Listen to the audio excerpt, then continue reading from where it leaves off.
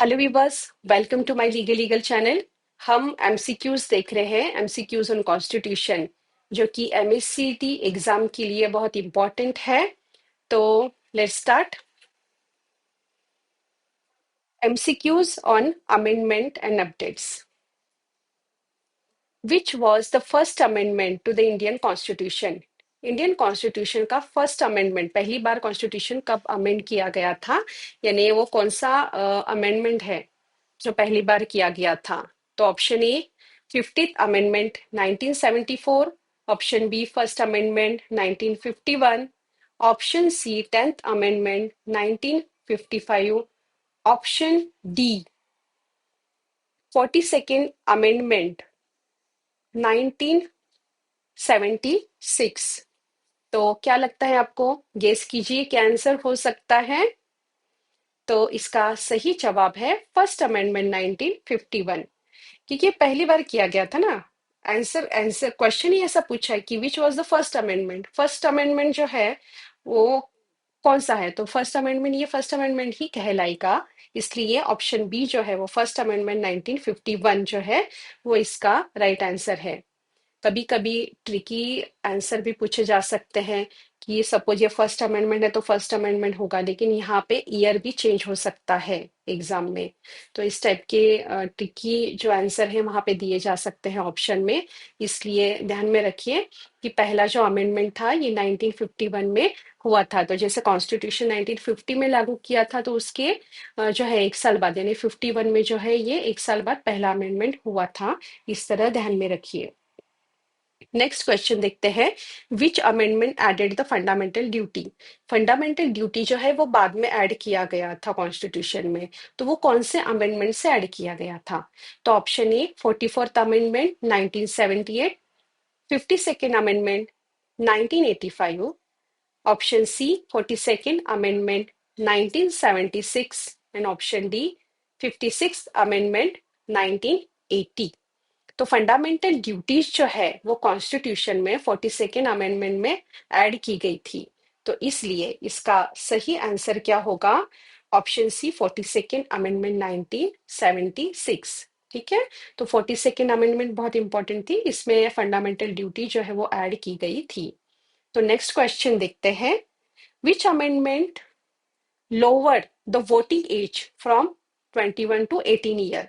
तो 21 से जो पहले एज थी वो 18 ईयर तक की गई थी, तो वो 18 साल की जो एज है वोटिंग के लिए, तो वो कौन सा अमेंडमेंट में ऐड की गई थी? तो option E 62 amendment 1990, 61st amendment 1989, option C 55th amendment 1984, option D 52nd amendment 1985। तो इसका जो सही आंसर होगा वो 61st अमेंडमेंट 1989। 61st अमेंडमेंट 1989 जो है, तभी जो है वो वोटिंग एज में चेंज किया गया था। पहले 21 था, तो 21 से अभी कम करके फिर 18 ईयर जो है वो किया गया था। तो इसलिए इसका सही आंसर जो है वो ऑप्शन बी 61st अमेंडमेंट 1989 है। नेक्स्ट क्वेश्चन देख लेते हैं। Which is the most recent addition to the Indian constitution? Indian constitution में जो है वो रिसेंटली क्या ऐड किया गया है?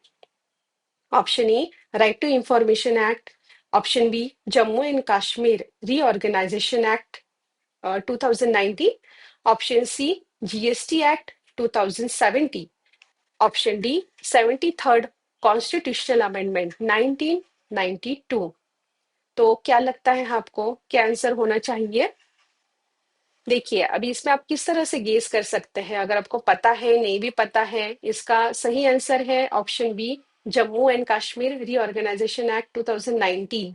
ठीक है, अभी रिसेंट में कहा है ना, तो रिसेंट में अगर इसमें देखा जाए तो ये तो 2000 का है। ठीक है, अभी ये जो है 73rd, ये 1992 का है, ये भी पुराना है। तो अभी रिसेंट में क्या बोल सकते हैं, 17 या 19? तो 19 जो है ये रिसेंट है, इसलिए इसका आंसर क्या होगा? ये वाला Jammu and Kashmir organisation act 2019 जो है ये रिसेंट है। इसलिए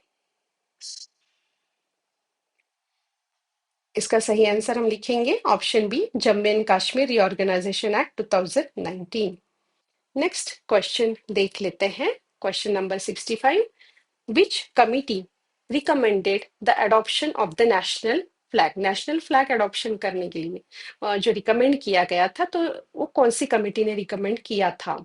तो option A the integration committee, option B the flag committee, option see the national symbol committee, option D the constitutional review committee. अभी इसका आंसर क्या होना चाहिए, आप भी गेस कर सकते हैं। अभी ये नेशनल फ्लैग से रिलेटेड है, तो नेचुरली जो कमेटी बनाई गई थी वो फ्लैग कमेटी बनाई गई थी, इसलिए उसका रिकमेंडेशन भी कौन करेगा? तो फ्लैग कमेटी ही करेगी। तो इसलिए इसका सही आंसर होगा option B the flag committee. Next question देख लेते हैं। Who headed the ad hoc committee on national flag? National flag से रिलेटेड जो एडहॉक कमिटी थी उसके हेड कौन थे? Option A Jawaharlal Nehru, option B doctor Rajendra Prasad, option C Sardar Vallabh Bhai Patel, option D doctor B R Ambedkar. तो इसका सही जवाब है doctor Rajendra Prasad. Option B doctor Rajendra Prasad इसका सही आंसर है। Next question, which committee handle the union state relation? Union state relation जो है वो कौन सी कमिटी हैंडल करती है? A Sarkaria commission, B Balwant Rai Mehta commission, option C Rajya Sabha committee, option D planning commission. तो इसका सही आंसर है option B Balwant Rai Mehta committee. Balwant Rai Mehta committee जो है वो यूनियन स्टेट रिलेशन को हैंडल करती है। नेक्स्ट क्वेश्चन देख लेते हैं। Who chair the advisory committee on minority and fundamental right? Fundamental right and minority से रिलेटेड जो कमेटी थी, एडवाइजरी कमेटी, उसके चेयरमैन कौन थे? ऑप्शन देख लेते हैं। Option A doctor Rajendra Prasad, option B Sardar Vallabh Bhai Patel, option C Jawaharlal Nehru, option D Maulana Abdul Kalam आजाद।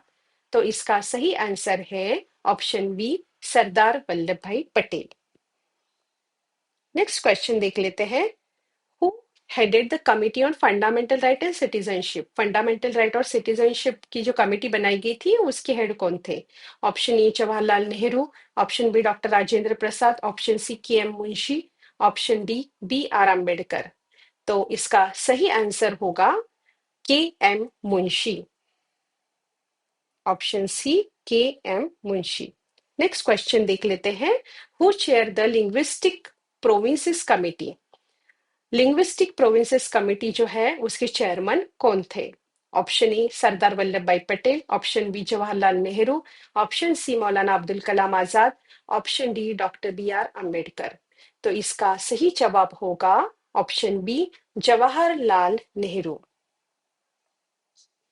जवाहरलाल नेहरू जी तो जो थे वो लिंग्विस्टिक प्रोविंस कमेटी जो थे उसके चेयरमैन थे। Next question, question number 71. Which committee proposed the integration of princely state into India? इसके ऑप्शन देख लेते हैं। Option A Sardar Patel committee on the integration of state, option B the partition committee, option see the union state committee, option D the constitutional reform committee. अभी ये जो है ये integration of princely state into India, अभी ये integration से related है, इसलिए इसका आंसर आप भी गेस कर सकते हो। तो ये naturally option A Sardar Patels committee on integration of state ये आंसर होगा। तो इसका यानी ये जो कमेटी बनाई गई थी integration of princely state into India, तो ये जो कमेटी है, ये कमेटी कौन सी थी? Sardar Patel committee on integration of state. Next question देख लेते हैं। Question number 72। Who chair the committee on village panchayat? Village panchayat से की रिलेटेड जो कमेटी थी उसके चेयरमैन कौन थे? ऑप्शन ए Sardar Vallabh Bhai Patel, option B Balwant Rai Mehta, option C Jawaharlal Nehru, option D doctor Rajendra Prasad. तो इसका सही आंसर है बलवंत राय मेहता। सही आंसर है option B Balwant Rai Mehta. Next question देख लेते हैं। What role did the rule committee play in constituent assembly? Constituent assembly में रूल कमिटी जो थी उसका काम क्या था? Option A, it drafted the constitution. Option B, it set the rule and procedure for assembly meeting. Option C, it decided the voting procedure. And option D, it oversaw debate on amendment. तो ये जो था, ये rule committee नाम है ना इसका। Rule committee जो है वो क्या काम करेगी? तो नेचुरली वो रूल बनाएगी। तो इसलिए इसका आंसर क्या हो सकता है? आप भी गेस कर सकते हो। जो रूल कमेटी है वो रूल बनाएगी कॉन्स्टिट्यूएंट असेंबली से, इसलिए इसका सही आंसर होगा option B, it set the rule and procedure for assembly meeting. Option B. Next question देख लेते हैं। Who headed the union power committee? Union power committee जो बनाई है उसके हेड कौन थे? Option A doctor B R Ambedkar, option B Jawaharlal Nehru, option C Sardar Vallabh Bhai Patel, option D Maulana Abdul Kalam आजाद। तो इसका सही आंसर है option B, Jawaharlal Nehru. Union power committee जो थी उनके हेड कौन थे? जवाहरलाल नेहरू जी थे। नेक्स्ट क्वेश्चन देख लेते हैं। ये आर्टिकल से रिलेटेड है। अभी इसके आगे के question. Which article deal with the fundamental right? Fundamental right जो है ये कौन से आर्टिकल में डिफाइन किया गया है? Option A article 10 to 25, option B article 12 to 35, option C article 1 to 15, option D article 50 to 60। तो क्या लगता है आपको क्या आंसर होना चाहिए? फंडामेंटल राइट जो है वो आर्टिकल 12 से लेके तो 35 तक है, तो इसलिए सही आंसर होगा, सही ऑप्शन होगा option B, article 12 to 35। Next question देख लेते हैं। Which article in the Indian constitution deal with equality before law? Equality before law and equal protection of law, ये जो कॉन्सेप्ट है ये कौन सा आर्टिकल में डिफाइन की गई है? Option A article 18, option B article 14, option C article 22, option D article 32। तो इक्वालिटी बिफोर लॉ ये जो है ये आर्टिकल 14 में डिफाइन किया गया है। आर्टिकल 14 जो है वो equality before law and equal protection of law से रिलेटेड है। नेक्स्ट क्वेश्चन देख लेते हैं। Which article allow for the suspension of fundamental right during an emergency? कौन सा आर्टिकल में ये प्रोविजन बताई गई है कि during period of emergency fundamental right जो है वो सस्पेंड किए जा सकते हैं? Option A article 358, option B article 19, option C article 359, option D article 21। अभी फंडामेंटल राइट इटसेल्फ हमने देखा है, तो ये आर्टिकल 19 आर्टिकल 21 जो है ये इटसेल्फ फंडामेंटल राइट है, इसलिए वो तो नहीं हो सकता है। अभी रहे दो ऑप्शन, आर्टिकल 358 है या आर्टिकल 359 है। तो इसमें से सही आंसर होगा ऑप्शन सी, आर्टिकल 359। तो सही आंसर है आर्टिकल 359। आर्टिकल 359 में जो है ये suspension of fundamental right during an emergency, इससे रिलेटेड प्रोविजन है, तो ये जो आर्टिकल है ये अलाउ करता है। नेक्स्ट क्वेश्चन देख लेते हैं। Which article provide for abolition of untouchability? कौन से आर्टिकल ने जो है वो एबोलिशन कर दिया अनटचेबिलिटी को? ठीक है, इसके ऑप्शन देख लेते हैं। Option A article 20, option B article 19, option C article 17, option D article 24। तो इसका सही आंसर है ऑप्शन सी, आर्टिकल 17। आर्टिकल 17 जो है it provide for the abolition of untouchability. Next question देख लेते हैं। Which article specify the procedure for amending the constitution? Constitution को अमेंड करने की जो प्रोसीजर है वो किस आर्टिकल में है? तो ये हम देख लेते हैं। Option A article 370, option B article 395, option C article 368, option D article 56। तो इसका सही आंसर होगा ऑप्शन सी, आर्टिकल 368। आर्टिकल 368 में जो है वो प्रोसीजर डिफाइन की गई है relating to the amendment of the constitution. Very very important. ठीक है, तो ये भी बहुत इंपॉर्टेंट है ये क्वेश्चन, क्योंकि कॉन्स्टिट्यूशन को अमेंड करना ये बहुत बड़ी बात होती है। और ये इजी टास्क नहीं है। और ऐसा है कि अगर कॉन्स्टिट्यूशन को अमेंड करना है तो इस तरह से किया जाना चाहिए कि उसका जो मेन कोर कंसेप्ट है, जो बेसिक स्ट्रक्चर है कॉन्स्टिट्यूशन का, वो डिस्टर्ब ना हो।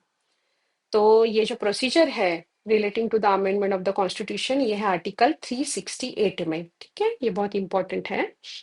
विच article establish the right to constitutional remedy? Constitutional remedy जो है ये किस आर्टिकल में डिफाइन की गई है?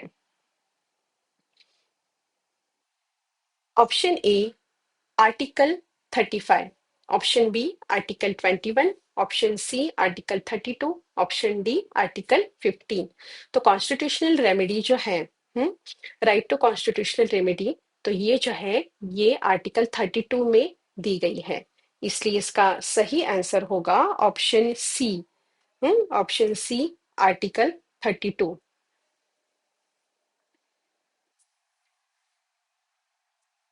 तो हमने आज और 20 क्वेश्चंस देखे हैं, टोटल 80 क्वेश्चंस हमने कवर किए हैं अभी तक। तो ये आज का हमारा थर्ड पार्ट कंप्लीट हो गया है। तो मिलते हैं नेक्स्ट सेशन में। तो होप सो आज के जो क्वेश्चन आंसर्स है वो आपको समझ में आए होंगे।